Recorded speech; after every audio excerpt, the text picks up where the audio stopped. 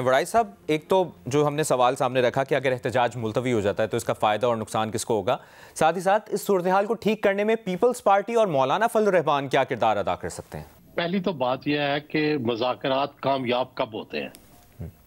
यानी अगर आप माजी की तारीख का जायजा लें तो होता यह है कि हर एक को अपने स्टांस से थोड़ा सा पीछे जाना पड़ता है। मसलन बड़ी मशहूर मिसाल है ये क़याम पाकिस्तान की और इंडिया की आज़ादी की, कि अंग्रेज़ों को अपने स्टांस से पीछे हटना पड़ा, गांधी और नेहरू को पाकिस्तान देना पड़ा और जिन्ना साहब को कटा फटा पाकिस्तान मिला। तो तीनों की जो असल मुतालबात थे वो पूरे नहीं हुए, लेकिन विन विन सिचुएशन, उनको आज़ादी मिल गई, अंग्रेज़ की जान छूट गई और पाकिस्तान बन गया। तो यही दुनिया भर में मुज़ाकरात का मॉडल होता है। तो बुनियादी बात यह है कि तीनों को थोड़े थोड़े कंप्रोमाइज करने पड़ेंगे, ज़ाहिर है अपनी पोजीशन से पीछे जाना पड़ेगा, लेकिन अल्टीमेटली सबकी विन विन होती है, तभी मुआहदा होता है। तो मेरा ख्याल है कि कोई मुश्किल नहीं है।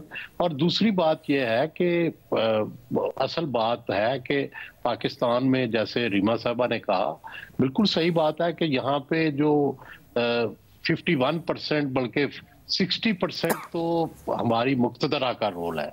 ये सारी सियासी पार्टियां मिलके भी 49% या 41% इनका इन्फ्लुएंस होगा, सारे भी मिल जाएं तो इसलिए जब इनका इन्फ्लुएंस इतना है तो इसमें भी फिर ये आधे आधे हो जाते हैं कि आधे गवर्नमेंट, आधे एस्टेब्लिशमेंट के साथ होते हैं, आधे मुखालिफ होते हैं। तो इसमें तो असल बात यह है कि मुक्तदरा क्या चाहती है। तो मैं तो जो हल पेश किया है वो ये है कि इसमें मुक्तदरा को भी फायदा हो, ताकि उनके खिलाफ जो इस वक्त एक सेंटिमेंट है वो ऑटोमेटिकली ख़त्म हो जाएगा जब पीटीआई भी उस कौमी हुकूमत पे शामिल होगी, जब उसमें सारी पार्टियों का स्टेक होगा और जाहिर है मुक्तदरा भी उसी तरह मौजूद होगी इसी तरह, और उसको थ्रेट भी नहीं होगा कि भाई इमरान खान आके क्या करेंगे या पीटीआई आके क्या करेगी। तो ये वो सवाल तो यही है ना कि ऐसा कोई सिस्टम आया जाए जिसमें पीटीआई की भी थोड़ी जो है स्टेक बढ़े, उनको इक्तदार में शामिल करें ताकि वो भी एहतजाज से निकले, उनको रिलीफ मिले। और इस सब में वड़ाई साहब, पीपल्स पार्टी और मौलाना फजल रहमान कोई पॉजिटिव रोल प्ले कर सकते हैं? देखिए, मौलाना फजल रहमान ने अब भी बड़ा पॉजिटिव रोल अदा किया है। देखिए मैं तो समझता हूँ कि पीटीआई ने उससे फायदा नहीं उठाया, वगरना सीधी बात है कि मौलाना फजल रहमान ने तो जो पीटीआई चाहती थी वो गवर्नमेंट से करवा दिया। जो जो शिके वो चाहते थे कि ये ना आए पेश हो, वो उन्होंने निकलवा दी और तब वो अमेंडमेंट जो है वो पास हुई। अब होना ये चाहिए था कि, लेकिन अल्टीमेटली आखिर में क्या किया कि पीटीआई जो है उसने मौलाना फजल रहमान के साथ देने से इनकार कर दिया। लेकिन उन्हें शायद ये लग रहा था, अगरचे वो बहुत मौलाना फजल रहमान को लिप सर्विस तो बड़ी दे रहे थे, लेकिन मौलाना फजल रहमान ने दरअसल क्या किया, क्योंकि वो बहुत ही सियासत के शहंशाह हैं, उन्होंने पीटीआई की सियासत ही उचक ली थी और पीटीआई ऐसे लगता था कि उनकी एक सैटेलाइट बन गई है। तो उन्हें शायद ये एहसास हुआ कि आज अगर हम वोट भी मौलाना फजल रहमान के कहने पे देते हैं या बैठ जाते हैं तो हमें फिर सियासी नुकसान होगा। दूसरी तरफ उन्होंने खुद जो बनाया था अचकजई साहब को, उनको भी डंप कर दिया, उनको सियासी जमातों से मुज़ाकरात का पहले मैंडेट दिया, लेकिन फिर उन्हें ये इजाजत नहीं दी कि भाई आप जाके नवाज शरीफ से मिल लें या आप बिलावल से मिल लें या आप किसी और से मुज़ाकरात करें। चुनाचे आप ये देखें कि जब से अचकजई साहब बने हैं अभी तक उन्होंने कोई एक भी मुलाकात नहीं की। इसका मतलब यह है कि उनके पास मैंडेट ही नहीं था। तो हालांकि वो इनके साथ स्टेडफास्टली जो है वो अपोजिशन में बैठे रहे, इनकी हर बात के साथ इत्तेफाक करते रहे, तो पीटीआई कोई सुपीरियर पॉलिटिक्स भी नहीं कर रही। ठीक है, उनके पास बहुत जो है पॉपुलैरिटी है, उनके पास जो है अगर वो आज इलेक्शन हो तो वो लीडों के साथ जीत जाएंगे, लेकिन साथ ही साथ ये पॉलिटिक्स है, ये खेल है जिसके अंदर अकल की जरूरत होती है, जिसके अंदर विजडम की जरूरत है। ये दुनिया के सबसे वाइज लोग ही पॉलिटिक्स करते हैं, क्योंकि this is management of the human beings. Human beings को मैनेज करना कितना बड़ा काम है, ये पॉलिटिक्स सिखाती है। तो भाई वो वाइज स्टेप्स भी तो लेना कि आपने पहले अचकजई को डंप किया, अब मौलाना फजलुर रहमान को डंप किया, अपनी लीडरशिप को जब चाहते हैं आप डंप कर देते हैं, उन पे गद्दार का लेबल चस्पा कर देते हैं, अपने ही लोगों को जर्नैलों की वर्दी पहना के उसको फेसबुक पे लगा देते हैं।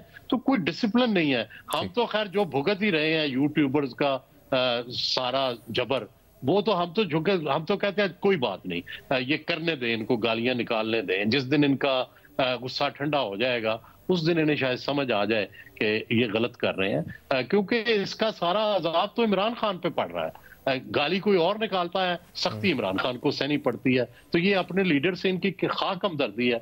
तो ये सारी देखो नॉन पॉलिटिकल मूव्स हैं। ठीक है, आप वायलेंस हो सकता है, 24 को आप वायलेंस कर लेंगे, लेकिन सवाल यह है कि सबसे वायलेंस आप फौज के साथ करके क्या जीत सकते हैं? तालिबान नहीं जीत सके, हमने पीपल्स पार्टी ने अल-जुल्फकार बनाई, नहीं जीत सकी। आप तो हम माजी के तजर्बात से ही सीखेंगे ना। तो आप वायलेंस से मिलिट्री को ओवर पावर नहीं कर सकते। उनके पास कानूनी इख्तियार है वायलेंस का। They have a monopoly on violence and they are expert in it. तो आप सिविलियंस को लेके जो अनट्रेन्ड है, आप फौज से लड़ सकते हैं। तो जब ये कर ही नहीं सकते, आपने 9 मई को भी करके देख लिया, तो क्यों ये टैक्टिक्स इस्तेमाल करते हैं?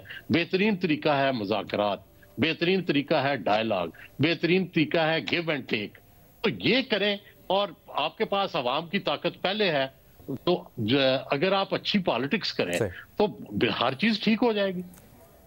ठीक, रीमा, आप कैसे कंक्लूड करेंगे इस तमाम डिस्कशन को? मेरा ख्याल है, एंड ऑफ कोर्स आइडियली तो ऐसा ही होना चाहिए, सियासी जमातों को रिकग्नाइज करना चाहिए कि वो साथ मिलके बैठें और जो इस्टेब्लिशमेंट है उसको पुश बैक करें। लेकिन मैंने जो पिछले 1-2 साल में होता देखा है, वो इस्टेब्लिशमेंट का रोल अब डी फैक्टो तौर पे नहीं बल्कि आईनी तौर पे, कानूनी तौर पे बहुत ज़्यादा मजबूत हुआ है।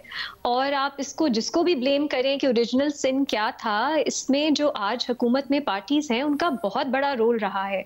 तो और मुझे ऐसा लगता है कि इस पूरे ये जो सब कुछ हुआ है पिछले साल में, जो जबर हुआ है, जिस तरह कानून साजी, आइन साजी हुई है, जिस तरह के क्रैकडाउन्स हुए हैं, जिस तरह की सेंसरशिप हुई है, ये इसलिए नहीं हुई कि अब आप पीटीआई को स्पेस दें। मुझे ऐसा लगता है कि अब जो बाउंड्रीज हैं, जो लाइंस हैं, वो काफी हद तक ड्रॉन हैं और उनमें निगोशिएशन बहुत मुश्किल है। Of course anything is possible, politics उसी का नाम है, लेकिन मुझे बहुत मुश्किल लगता है। और पीटीआई जिसको उनको अपनी सियासत, जो उनकी पॉपुलैरिटी की बुनियाद है, उनकी वो मेन स्ट्रीम जो ट्रेडिशनल पॉलिटिक्स है वो तो नहीं करती पीटीआई या इमरान खान। उसकी जो बुनियाद है वो यही है। तो उन्हें बहुत ज्यादा एक आइडेंटिटी शिफ्ट की जरूरत होगी कि वो बाकी पार्टीज की तरह सोबर हो जाएं और नेगोशिएट और इस तरह का एक करें। और इट्स पॉसिबल, लेकिन मुझे लगता है कि बहुत बड़ा एक शिफ्ट होगा और उसके लिए शायद उनके लिए वो ये सोचते हो कि शायद ऑनेस्टली कुछ लीडरशिप में ये पॉसिबल ही नहीं होता। उनका जो करिश्मा या उनकी जो एक डेमोगोगी होती है वो मुख्तलिफ होती है। अब उसमें क्या चेंज आ सकता है? ये मेरे लिए सवालात हैं कि पीटीआई की एवोल्यूशन कैसी होगी। वो जैसे हैं वैसी ही होगी, पॉपुलैरिटी पे वो रखेंगे लेकिन वो इक्तदार जाने देंगे, मजीद जो परसिक्यूशन है वो सहेंगे लेकिन पॉपुलैरिटी नहीं जाने देंगे, अपनी आइडेंटिटी नहीं जाने देंगे, या वो थोड़ा सा एक शिफ्ट करेंगे मेन स्ट्रीम ट्रेडिशनल पॉलिटिक्स की तरफ और थोड़ा अपना ब्रांड जो है वो रीब्रांड अपने आप को करेंगे। तो ये दिलचस्प है क्योंकि उनके लिए अगला इलेक्शन भी है। अगर वो अब कॉम्प्रोमाइज करें, क्या वो अगले इलेक्शन के लिए कोई रूम बना सकते हैं अपने लिए? सो ये सब सवालात हैं। I think it's very interesting कि पीटीआई आगे कैसे चलेगी। बट इस वक्त मुझे लगता है बाउंड्रीज जो है वो काफी, मतलब मेरी नजर में काफी क्लियरली ड्रॉन है और उसमें निगोशिएशन बहुत मुश्किल